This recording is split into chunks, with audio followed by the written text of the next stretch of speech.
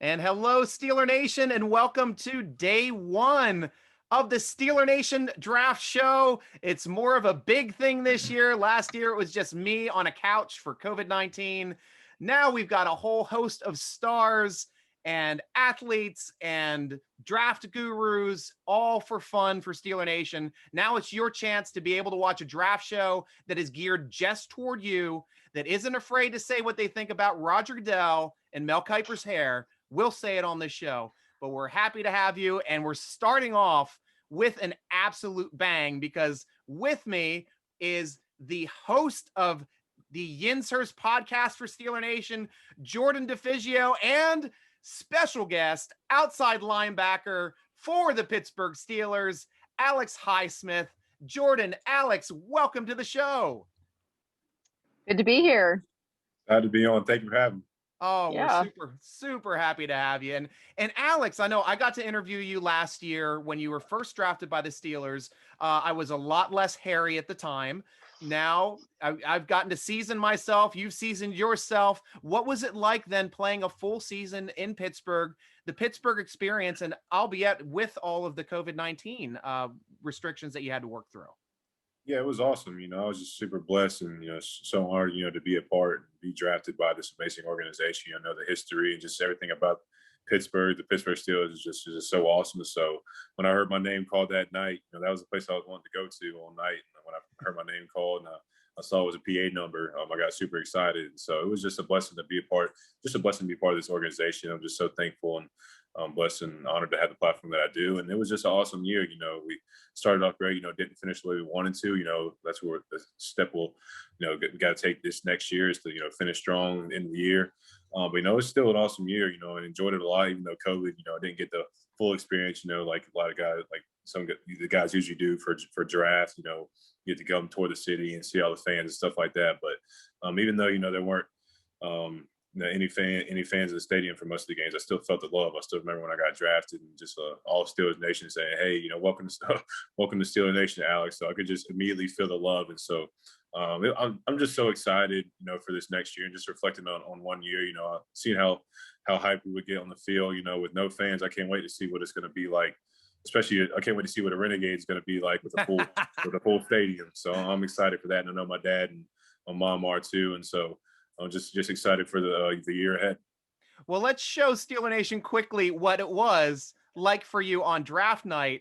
I'm sharing the screen here, showing you getting the call, jumping up, of course, being all excited. Your dad looks like he's more excited than you are. We talked about this before. I know when you were first drafted, but I just loved this scene with you and your family, just really enjoying that draft moment. And that's going to be a draft moment for one of your new teammates today. So yeah, that'll be a lot of fun for them to share that experience that you got to share.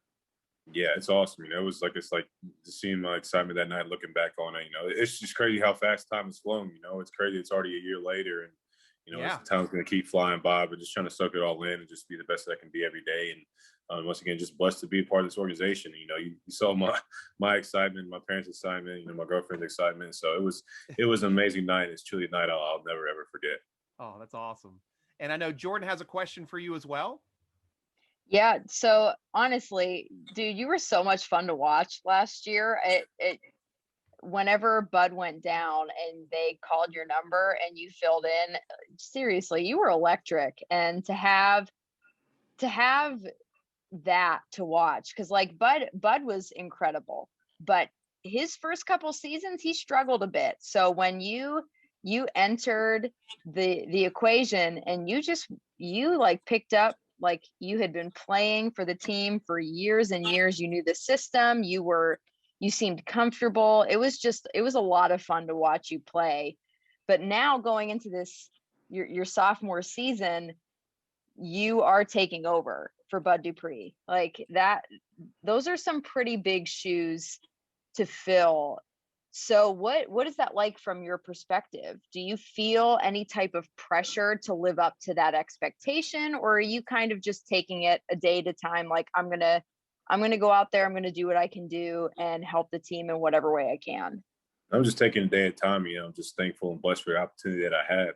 I've been working, every day, this offseason, just getting prepared for that moment. And just like last year, whenever my name was called, I was always preparing, even though I wasn't starting, even though I was the backup, I was always preparing, like I was a starter. I was always staying extra and watching extra film and taking care of my body after practice, doing cold tub, hot tub, and stuff like that. So I was always preparing like I was a starter to know that, when my name does get called, that I'll be ready for it. So I'm just excited for this opportunity, and I'm just ready to, to see all my hard work and all my efforts pay off. And so I'm just excited to, show people what I can really do this year. So I'm super excited for it. We're excited to watch you. Seriously, we have the utmost faith in your ability. So in the off season right now, Alex, have you been working with TJ on different draft moves, and what did you learn from Bud Dupree and TJ, at least to help you out coming into the league as a rookie? Were they showing you the ropes? Were they showing you specific things you can do with your hands or different moves? Yeah, for sure. I was blessed to be able to be, to learn from the best pass rushing duo in the league, and so just to be able to learn from both of them was just awesome. Any question I had, they'd be open to answer. I was trying to be like a sponge, just trying to soak it up and soak up any knowledge that I could soak up, and so it was just awesome to be able to learn from both of them. And like I said, any question that I had, they were willing to answer it. So I did learn, a few moves from them, and I also talked to them about the moves that I liked, and ways that I could make them better. And so they helped me a lot for sure. And so it was awesome to be able to learn from both of them. And so decided just to continue to learn with TJ and just to continue to watch what he does, because he's great at it. They're both great at it. And so, like I said, I'm just thankful to have both of them to learn from. And what was your favorite move coming out of college? What was your go-to move? I know you had a few. I mean, obviously we talked about that when you were drafted, but what was your favorite? Spin move. I mean, it's still my favorite. I felt like, when I was able to, it's spin moves, not really a outside move, like a go-to move. It's more of a counter move. And so It's something that you got to set up a lot. Yeah. I feel like, towards the end of the season, when I was able to get more rushes in, when I was able to, threaten guys with my speed, that was opening up the gate for me to spin. It's kind of hard for me to come in on a couple pass rush reps a game and just be able to spin right off the gate, because I feel like, a lot of them would be expecting that. But when I was able to threaten guys with speed and then, work that spin move, that's when it was more, that's when it worked better for me. So I definitely say the spin move. That's something that I've been working a lot on this offseason as well. So I'm trying to have the best spin move in the league, and that's without a doubt.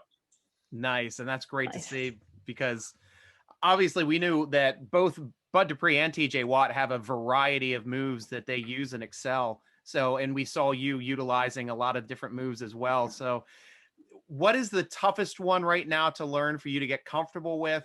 Or is there certain ones that you just don't do? Yeah. I try to stick, to what I know.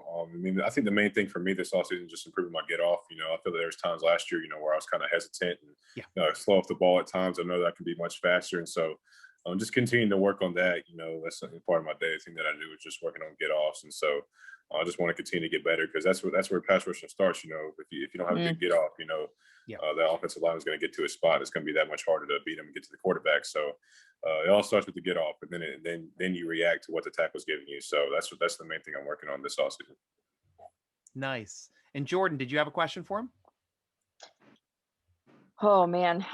So God,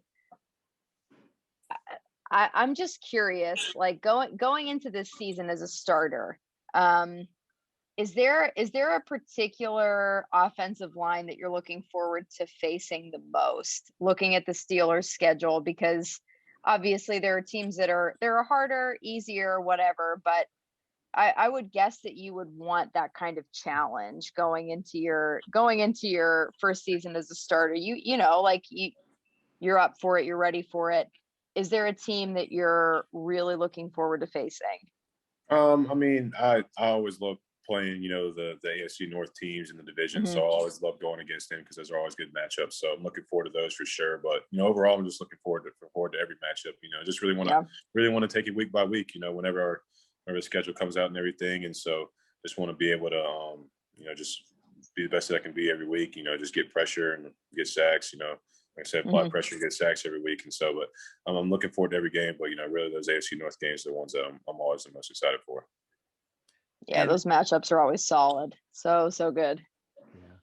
And we're getting some news in here from around Steeler Nation off of Twitter, Fan of the Van podcast, one of the podcasts we like to watch as well.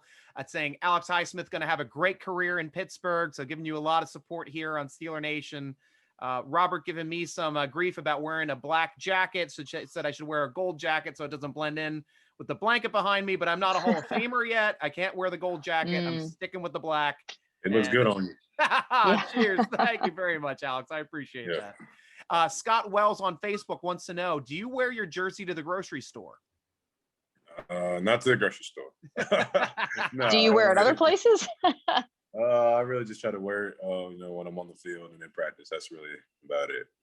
Fair. And I know you like to set goals for yourself. We talked about that when you were in college, and you like to set goals for yourself and numbers and things like that. Do you have a number of sacks that you are trying to set as a goal for you this year? Definitely double digits. That's something that I want to get. And I know I want to. That's a goal that I've always had, and so I want to be able to get that this year. Whether that's 10, 11, 12, or even more. I'm just going to work to get that number. So that's my goal. But ultimately, my goal is to help this team win a Super Bowl, because that's what matters most. So I want to do whatever I can to do that. Awesome. And Scott also wants to know, how many brothers and sisters do you have, and what do they think about you being in the NFL? I have a younger sister. Her name is Lauren. So she just graduated from UNC Chapel Hill. Awesome. So she's 2 years younger than me. And we were all Panthers fans growing up, and so we've all made the switch to being Steelers fans. But she's done a great job with that, and so I'm just thankful for her support, and that's all that she means to me. Nice. And well, thank you very much, Robert, for calling me in the Steeler Nation Hall of Fame. I appreciate that. To me, I think only Myron Cope is there, but one day I might get there. Quick question for you too. I mean, obviously this is draft day. Steelers have some needs. How do you project the way that the first round, as a fan, but I mean, you're more of a teammate, but how would you think the Steelers are looking to go in the first round this year? Do you think it's going to be offense? Do you think it's going to be defense? I mean, I don't know. I'm not a draft guru, and I'm not the one to make those decisions. But either I'm just, I hope we get a guy, who's willing to come in and work, and just, to be a blue collar guy, and just, like I said, put his head down and work, and just help us to get number 7. So I'm excited to see who we draft. So I usually don't stay up late, but unfortunately, this pick is kind of later around the night. So I'll be up waiting to see who we get tonight. So I'm excited for that. Nice. And I do know, at least it is tough to speak about like who they're going to pick up being a member of the team. But for one thing, we obviously know, since Bud Dupree and Ola both left for Tennessee Titans, it does create a bit of a vacuum behind you and TJ. So are you expecting the Steelers to draft an outside linebacker or an edge rusher here fairly early in the draft? And how would you feel, or how would you react then to them drafting another edge rusher to help you and TJ out? I mean, either whoever we draft, I'm excited to see who we get. I feel like overall we got a good outside linebacking core right now, and so like I said, either or who we draft, I just want that person to come in and work their hardest to just be the best they can be. Mm-hmm. Nice. Kenny Beamer saying you're going to have a great year. Everybody's excited. Sean is excited to see you as a starter in year 2. # here we go. Thank you, Sean McGowan. Kenneth Beamer also saying you're going to have a great year. So a lot of love coming across Steeler Nation, across both YouTube, Facebook, and Twitter. So thank you all very much for joining in on the conversation while we have Alex Highsmith here. We love having you. And Alex, is there anything that you'd give, any kind of advice you would give to the Steelers first round draft pick? Are you thinking about reaching out to them tonight or tomorrow to welcome them to the team? I'm not sure how it works out for getting communication for new players, but how does it normally work out? And how did people reach out to you when you were drafted the first night? Yeah, I definitely look forward to meeting whoever we draft, tonight and tomorrow and Saturday. That's what happened for me. As soon as I got drafted, that was a really cool moment, seeing TJ and Cam and Bud and some other guys, text me. Ryan Shazier texted me as well. So just seeing those guys text me, welcome me to the team, it was so awesome. And so I just want to be able to welcome these guys in as well that we draft this year. Amazing. Mm-hmm. Carlos Daniel Goncalves, He's one of our Steeler Nation members from Venezuela, goes by Litos on the site. He says, Mr. Highsmith, I trust you are next in line to be part of the historic Steelers linebacker dynasty. Best of luck. Keep working hard, and you will make it happen. So Steeler Nation showing all the love tonight. We're so thankful you were able to spend some time with us, Alex. And I know you're a busy man. I know you've got a lot of stuff going on. Fortunately, it's not Top Golf tonight, so you're able to spend some time with us. But, not tonight. Right? But it's so great to have you on the show. Thank you from the bottom of my heart for joining us on our first draft show. Yes, sir. I appreciate it. Thank you guys for having me on. It was a blast. Not a problem. Yeah, thanks for being here. We'll talk to you soon. Thanks, Alex. Yeah. See you guys. See ya. See ya.